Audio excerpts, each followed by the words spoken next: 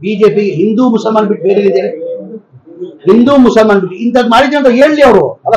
ನಾವು ಗಂಟಾ ಘೋಷವಾಗಿ ಹೇಳ್ತೀವಿ, ನಮ್ ಸರ್ಕಾರ ಇತ್ತು, ಸಿದ್ದರಾಮಯ್ಯ 2013 ಹಿಡ್ಕೊಂಡು 2018ವರೆಗೂ ಮುಖ್ಯಮಂತ್ರಿ ಆಗಿದ್ರು, ಇಂಥ ಭಾಗ್ಯಗಳು ಕೊಟ್ಟಿದೀವಿ. ಇನ್ನು 2023 2028ವರೆಗೂ ನಾವೇನ್ ಮಾಡ್ತೀವಿ, ಮುಂದಿನ ಚುನಾವಣೆಯಲ್ಲಿ ನಮ್ ಸಾಧನೆಯನ್ನ ತೋರಿಸಿ ನಾವು ಮತ ಕೇಳ್ತೀವಿ. ಇದಕ್ಕೆ ಪೂರಕವಾಗಿ ಕುಮಾರಸ್ವಾಮಿ ಇಲ್ಲ, ನಾನು ಅದೇ ಪಕ್ಷದಲ್ಲಿದ್ದವನು. ಕುಮಾರಸ್ವಾಮಿ ಯಾವಾಗ ಕೇಳಿದ, ಪ್ರತಿ ಚುನಾವಣೆ ನಾವೇ ಸಾಧ್ಯ ಅನ್ನೋದು. ಸಿದ್ದರಾಮಯ್ಯ ಅವ್ರು ಇರುವಾಗ ಜನತಾದಳ ಪಕ್ಷದಲ್ಲಿ ಎಷ್ಟಿತ್ತೇಳಿ 2004 59 ಸೀಟ್ MLA ಇದ್ರು. ಆಮೇಲೆ ಕುಮಾರಸ್ವಾಮಿ ಮುಖ್ಯಮಂತ್ರಿ ಆದ್ರು, ಬಹಳ ಪಾಪ್ಯುಲರ್ ಆದ್ರು ಕುಮಾರಸ್ವಾಮಿ ಅವರು. ನಾನು ಆ ಪಕ್ಷದಲ್ಲಿ ಇದ್ದಿದ್ದು, ಅವ್ರು ಅವಾಗ ಅದ್ಮೇಲೆ ಆಗಿದ್ರು, ಬಹಳ ಪಾಪ್ಯುಲರ್ ಆಗಿದ್ರು. ಬೇಜಾರು ಮಾಡ್ಕೊಂಡ್ಬಿಡಿ, ನಾವು ಕೇಳ್ತಾರೆ, ಬಹಳ ಪಾಪ್ಯುಲರ್ ಆಗಿದ್ರು. ನಾನು ಆ ಪಕ್ಷದಲ್ಲಿ ಇದ್ದೆ. 2007ರಿಂದ 8ವರೆಗೂ ಕುಮಾರಸ್ವಾಮಿ ಅವರು ಮುಖ್ಯಮಂತ್ರಿ ಆಗಿದ್ರು. ಹಾಳಾದ್ರೆ ಸಿಕ್ಕಾಪಟ್ಟೆ ಪಾಪ್ಯುಲರ್ ಆಯ್ತು. ಏನಾಯ್ತು, 28ಕ್ಕೆ ಬಂದು. ಅದು ಇದುವರೆಗೂ ಕುಮಾರಸ್ವಾಮಿ ರೀಚ್ ಮಾಡೋಕ್ಕಾಗ್ಲಿಲ್ಲ.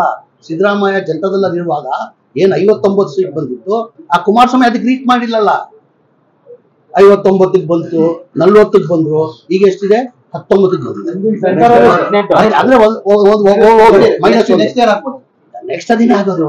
ಮುಂದಿನ ಸರ್ಕಾರ ರಚನೆ ಮಾಡ್ತೀವಿ ಅಂತ ಹೇಳ್ತಾರೆ ನಮ್ಮ ಸ್ನೇಹಿತರು ಅದೇ ಪಕ್ಷದಲ್ಲಿ ಇರೋದು. ಆ ಪ್ರಶ್ನೆ ಇವ್ರನ್ನ ಕೂರ್ಸ್ಕೊಂಡು ಕೇಳ್ಬೇಡಿ. ಪಕ್ಷ ಹೈಕಮಾಂಡ್ ಪಕ್ಷ. ನೆಕ್ಸ್ಟ್ ಅಂತೂ 100 ಇವತ್ತು ಬರ್ದಿಕೊಳ್ಳಿ. ನಾನು ಚುನಾವಣೆದಲ್ಲಿ ಏನಿದೆ, 23 ಚುನಾವಣೆಯಲ್ಲಿ ಏನ್ ಹೇಳಿದೆ ನಾನು, ನಾವು 130 ಮೇಲೆ ಬರ್ತೀವಿ ಅಂತ ಹೇಳಿದ್ವಿ. ಕರೆಕ್ಟ್ ತಾನೆ?